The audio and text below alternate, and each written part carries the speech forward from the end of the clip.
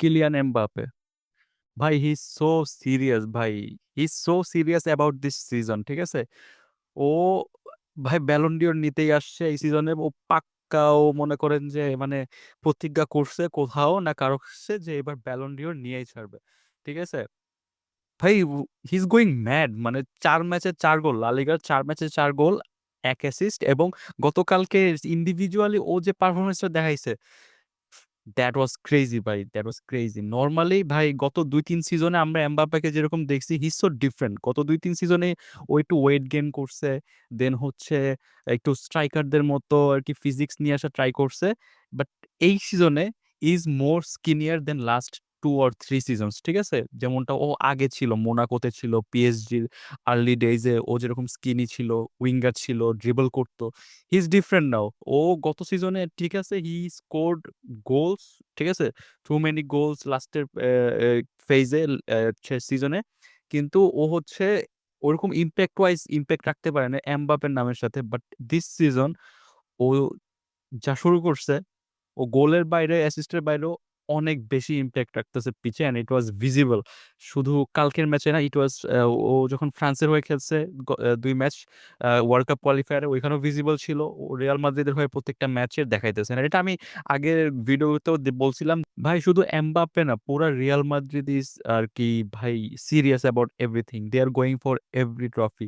গত সিজনে আমি শিওর, গত সিজনে পারফরমেন্সের পর পেরেজ কিছু না কিছু করছে ড্রেসিং রুমে, প্লেয়ারদের কি বলে পাশায় লাথি দিয়ে বাড়িও দিতে পারে, যদি দেয় আমি অবাক হওয়ার মতো না, because he is that sort of guy যে সবসময় জিততে চায়। Perez is that sort of আর কি প্রেসিডেন্ট, যে সব সময় রিয়াল মাদ্রিদকে টপে রাখতে চায়। He wants to win, on nature এটা। He wants to win in কি বলে আপনার ট্রান্সফার মার্কেটে হোক, বা হচ্ছে পিচে হোক, এভরিওয়্যার, ঠিক আছে, মিডিয়াতে হোক, সব জায়গায়, সব জায়গায় হি wants to win, he wants two B the first, ঠিক আছে? সো দ্যাট প্রেশার, এবং রিয়াল মাদ্রিদ ফ্যান বেজও যে আর কি ওরকম না তা না, ঠিক আছে? রিয়াল মাদ্রিদ ফ্যান বেজও ওরকম যে দে ওয়ান্ট টু উইন, ঠিক আছে? সো ওই প্রেশারটা আছে, প্লেয়ারদেরও আর কি ওই মেন্টালিটি আছে, and they are going for every trophy, ঠিক আছে? আর রিয়াল মাদ্রিদকে যদি আপনি সিরিয়াসলি না নেন এখনো, এটা আপনার জন্যই বিপদ, আপনার ক্লাবের জন্যই বিপদ। আর সবচেয়ে বড় কথা হচ্ছে যে টিম ওয়াইজ রিয়াল মাদ্রিদ কি আসলে ইমপ্রেসিভ ছিল? না। এখন আমি ঠিক আছে এক্সপ্লেন করি কেন। বিকজ আপনি রিয়াল মাদ্রিদকে এখন পর্যন্ত দেখছেন, দে আর সলিড, ঠিক আছে, they are defensively solid, they can control the ball, মিডফিল্ডে সলিড, অ্যাটাকিং ওয়াইজ তো top notch. Mbappe, Vini, then হচ্ছে মাস্তানতুনো, ব্রাহিম দিয়াস, রদ্রিগোদের মতো ফরওয়ার্ডরা থাকতে আপনার অ্যাটাক লাইন নিয়ে প্যারা খাওয়ার দরকার নাই, দে উইল ডেলিভার, ঠিক আছে, এবং ডেলিভার করতেছে, এমবাপেও ডেলিভার করতেছে। But team wise they are playing like an, মানে মিডিওকর টিম, প্রিমিয়ার লিগের মিডিওকর টিমের মতো তারা খেলতেছে। And I know it is sound funny, but এটা আপনারা টের পাবেন যখন রিয়াল মাদ্রিদ বিগ কোনো অপোনেন্ট ফেস করবে, অ্যাকচুয়ালি বিগ কোনো অপোনেন্ট, দে উইল সাফার, ঠিক আছে, অ্যাকর্ডিং টু মানে এখনকার পারফরমেন্স অনুযায়ী। অ্যান্ড পরবর্তীতে আগে হয় আমি জানি না, দে দে মাইট ইমপ্রুভ, বাট এখনকার পারফরমেন্স অনুযায়ী দে দে মাইট সাফার এগেনস্ট বিগ টিম, ঠিক আছে? তো কেন এই কথা বলতেছি? বিকজ ভাই অনেক অনেক মিস্টেক্স থাকে, আর মিস্টেক্স আসছিল গত ম্যাচেও। মিডফিল্ডাররা আননেসেসারি বল আপনার বল লুজ করে ফেলে, পজিশন লুজ করে ফেলে। ডিফেন্ডারদের থেকেও অনেক বেশি মিস্টেক্স আছে।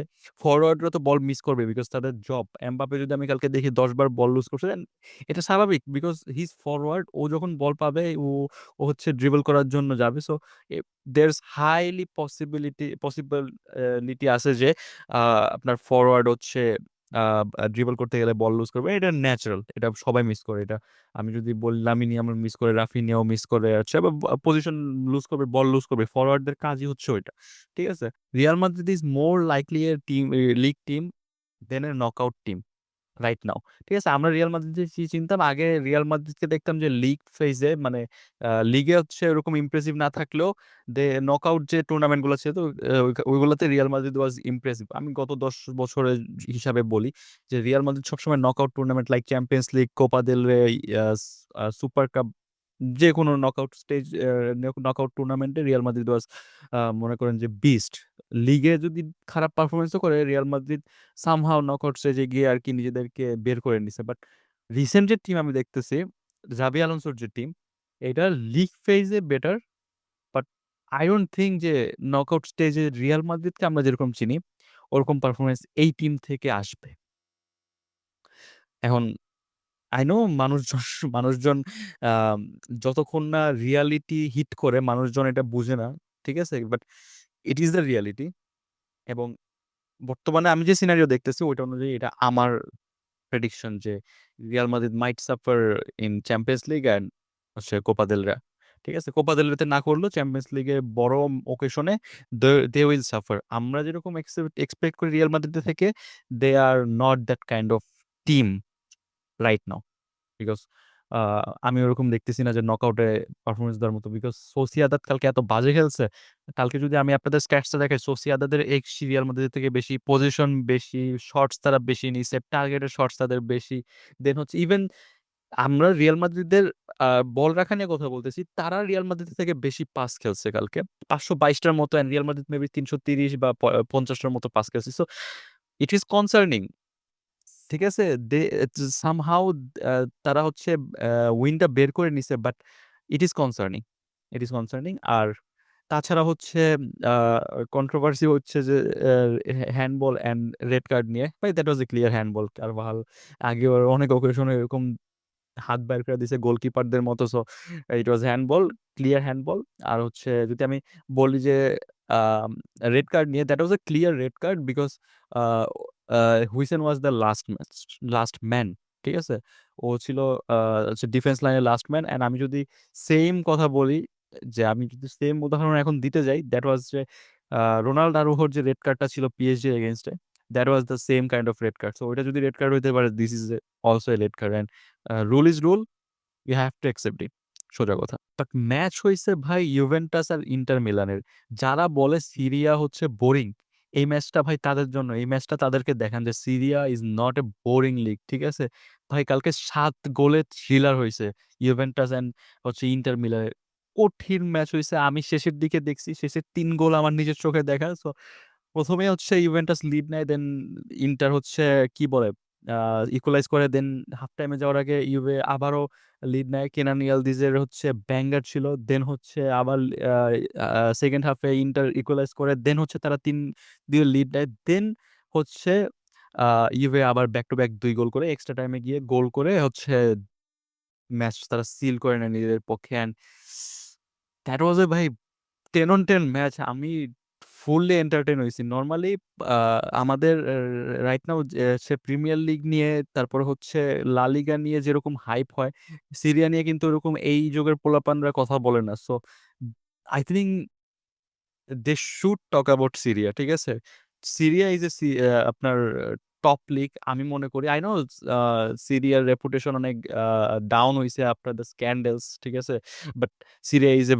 ভাই is a very good league. আর বিশেষ করে এই ট্রান্সফার উইন্ডোর পর তো আমার মনে হচ্ছে সিরিয়া বেশি ডমিনেট করবে দেন লা লিগা অ্যান্ড প্রিমিয়ার লিগের কথা বলতে পারি না, বাট লা লিগা অ্যান্ড বুন্দেস লিগার থেকে বেশি ডমিনেট করবে, একটু গ্যারান্টি। ঠিক আছে, বিকজ ভাই if you see Kevin De Bruyne perform করতেছে, লুকা মদ্রিচ ইজ দেয়ার, তারপর কেনান ইয়ালদিজ, দেন হচ্ছে মার্কাস থুরামদের মতো বড় বড় নাম আছে আপনার কি বলে সিরিয়াতে। So I think I think this is the আপনার রিভাইভাল পয়েন্ট অফ আপনার সিরিয়া। ঠিক আছে, দিস ইজ দ্য টাইম যে টাইমের সিরিয়া হচ্ছে রিভাইভ হবে। আর এটা আমার মনে হচ্ছে because the teams are performing.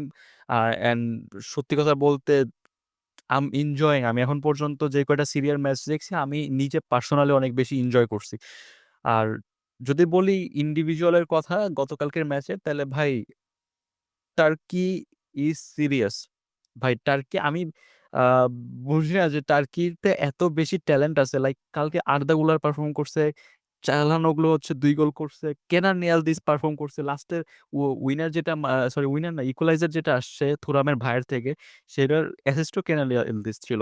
And that was a good decision যে কেনার নিয়ালদিসকে লাস্ট মিনিট পর্যন্ত পিছে রাখা। অ্যান্ড এটার প্রতিফলন হচ্ছে কালকে ইউভেন্টাস পাইছে। And Kenan Yildiz is a very good talent আমার মতে বর্তমানে।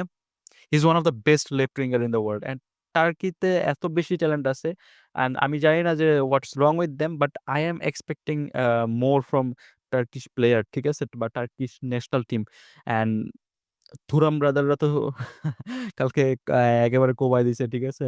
বাপ বেটা ২ জন, সরি ৩ জনই ছিল কালকে স্টেডিয়ামে। And that's it for today. আর অনেকদিন পর ভিডিও বানাইলাম বিকজ ইন্টারন্যাশনাল ব্রেক ছিল, অ্যান্ড আমিও একটু ব্রেকে ছিলাম। আমি হচ্ছে ভার্সিটি নিয়ে অ্যান্ড বিভিন্ন কাজ নিয়ে একটু বিজি ছিলাম। দ্যাটস আমি ভিডিও বানাতে পারি নাই গত মেবি ২ উইকে। এর আগে যে লাস্ট ভিডিও ছিল ওইটাও শুট করছিলাম আরো অনেক আগে। সো আমার ভিডিও বানানো হয় নাই। সো অনেকদিন পর বসলাম, একটু একটু আনকমফোর্টেবল লাগছে ক্যামেরার সামনে, বাট আই হোপ আমি ঠিকঠাক বলতে পারছি। অ্যান্ড যদি চ্যানেলে নতুন হয়ে থাকেন সাবস্ক্রাইব করেন, ইউটিউবে সরি ফেসবুকে দেখলে পেজটা লাইক করেন। Thank you.